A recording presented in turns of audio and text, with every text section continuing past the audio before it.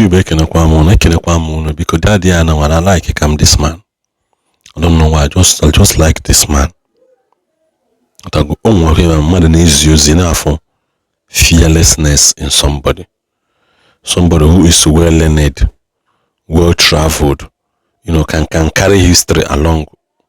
He's a walking mobile historian. On our Google with history, with a mix of Igbo proverb and a mixture of, a better understanding, so that he can carry you along. A video abo, and you will end up understanding what he's saying without using okwojo, without it on Made. Because this video he talked about Ojo Zakalo ni believe on ML. He also went further to address Soludo Nampokunkia. Address Eastern Igbo youth Nampoku Hana Poku na social media without equal what is on ground. All these things be again. Why are buying any balanya like this? And I said, Madon no Zikwa. On the work after say, okay, I no monobly. Kito okay, Jaka ha money nobly because they don't want to be responsible. I will leave one no bully wa han already more one.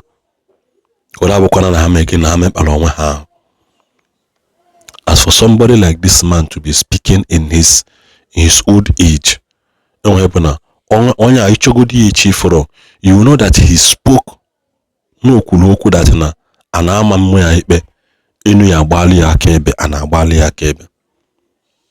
This one can because it will be very difficult for our people to understand with the kind of distraction on ground today. Our people are too distracted. They're too distracted with a lot of things. Better go. But this type of video which because there are some people called to bring your mind back to Yemen. As some okay, you need to be aware. And then a complete video according.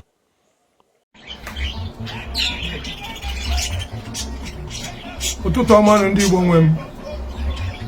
Igbo nje eme ọnụ. Ndị nje aba mba. Ekene m unu ka si ekene unu. Lote na agwa m na ebe ọkpa egwu nọzi na abụ na ịchaka. Master 2020 na my YouTube channel. Ebe ị ga n'ife niile na-ekwu n'ụlọ ya n'isi ọ bụrụ gidikwa. Abịa nka nsi abịa.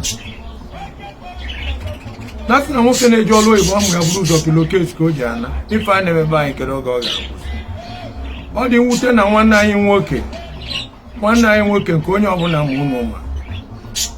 Dọkịta anyị na-amara ebe ọ gụta ọ ji ụzọ kalụ.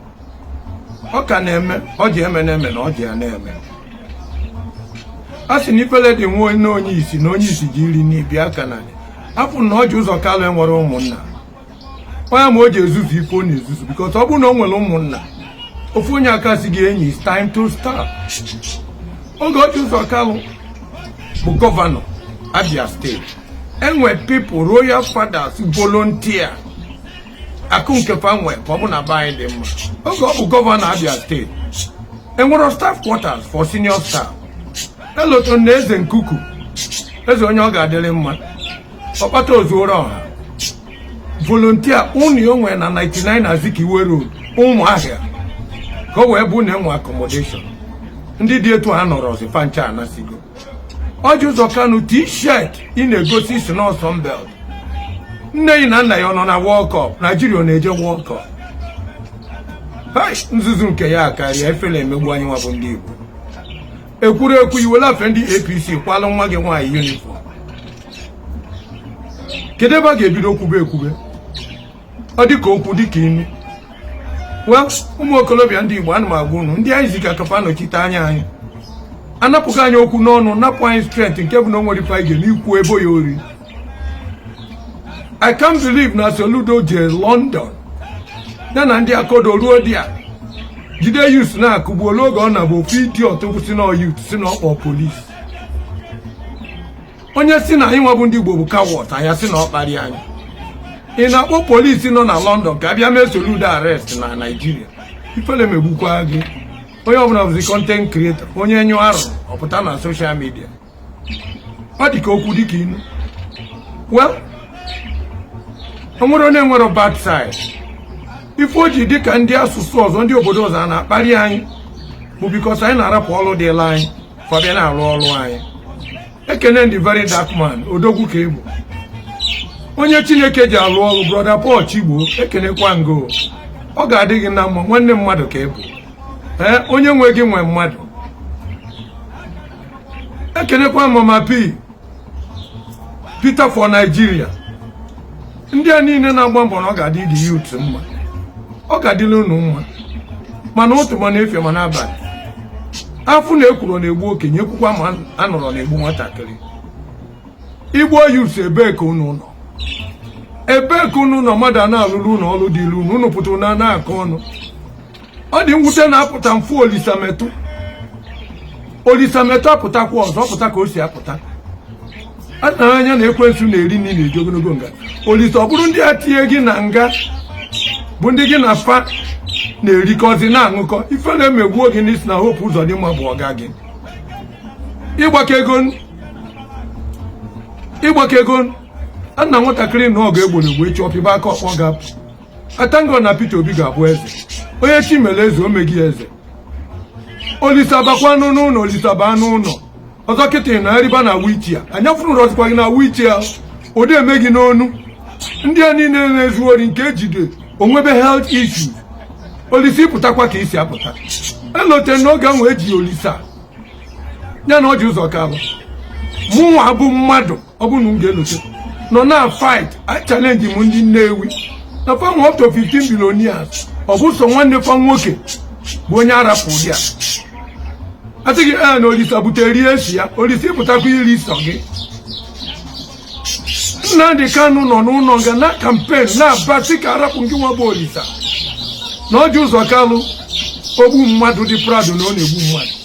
Olisa ya nrọzi ọnụ gị ebe anyị pụrụ gị bụ n'azụ ekwere mmadụ ifele megbukwu unu. Yutu ndị Igbo ebee ka unu nọ? Ebee ka unu nọ? Chewele efife eje n'ala Igbo ekwukwa nka nsi ekwuo. Inwe ike ịtụfu ma na-atụfu n'okwu maka o mechie n'izu ọ ga-eme n'ọnwa. Ndị nke na-abịa na my blog na-asị m na bụ m agadi nwoke na mmadụ ọzọ idu iyi n'obodo Igbo afụkwa n'isi nka abịakwa na be gị. Ọfọ na-agọ ifugo ndị a niile anyị rọpụta na-achị anyị si na be anyị ajụrụ mma ụmụ fenekwa na fanka. Soludo nwa gị bụzi okoko obi oko ifugo ya onye ọkpọ ntu ga-amụrata onye ọkpọ ntu. Devil maghị ịdị ka ezi a na-awụrụ arụ na-ezuzu ya. A sị na ifele dị nwanne onye isi na onye isi ji iri nri bịa Kanani. Peter Obi ijebego the giant killer Alex Oti ekenekwa ngo Alex Oti odogwu ka ịbụ. Ebe ọbụla na-agasị m na ọjị ụzọ Kanu na-achọ m ọjị ụzọ Kanu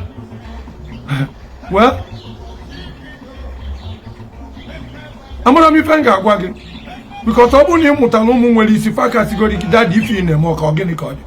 Ekenekwa m ụnụ ụmụnne m tụsaa na ozi a jee na Ichaka Master 2020 that's my YouTube channel ebe ị ga-anụ ebe ọ gba nyanwụ na agbanyụ. Ndewonu ndị be